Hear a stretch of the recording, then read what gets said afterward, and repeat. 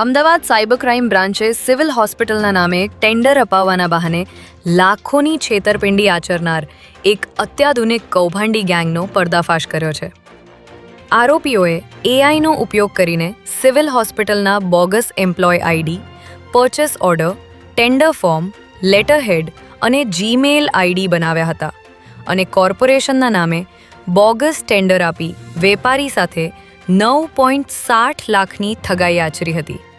ત્યારે પોલીસે રાહુલ શર્મા, વિપુલસિંહ તોમર અને અમન કુશવાહાની ધરપકડ કરી લીધી છે. ગુજરાતમાં પાસપોર્ટ માટે અરજી કરનારા નાગરિકો માટે મહત્વપૂર્ણ નિર્ણય લેવામાં આવ્યો છે, જેમાં હવેથી પાસપોર્ટ વેરિફિકેશન માટે અરજદારે પોલીસ સ્ટેશનના ધક્કા ખાવાની જરૂર નહીં રહે.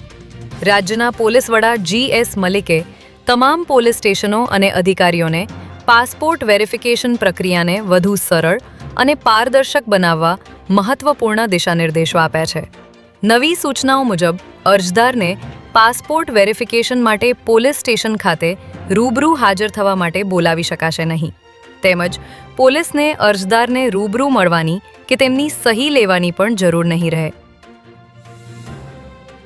અમદાવાદ મ્યુનિસિપલ કોર્પોરેશન દ્વારા પ્રજાના ટેક્સના કરોડો રૂપિયાના ખર્ચે તૈયાર કરવામાં આવતી સુવિધાઓમાં કથિત ભ્રષ્ટાચાર અને નબળી ગુણવત્તાનું બાંધકામ વધુ એકવાર ચર્ચામાં આવ્યું છે, જેમાં મેયર હિતેશ બારોટના મત વિસ્તાર એવા શિલ્જ ગામમાં માત્ર 7 મહિના પહેલાં જ 17 કરોડના ખર્ચે આધુનિક સુવિધાઓ સાથે તૈયાર કરવામાં આવેલા સ્મશાન ગૃહનું RCC સ્ટ્રક્ચર અને પેસેજનો ભાગ બેસી ગયો છે.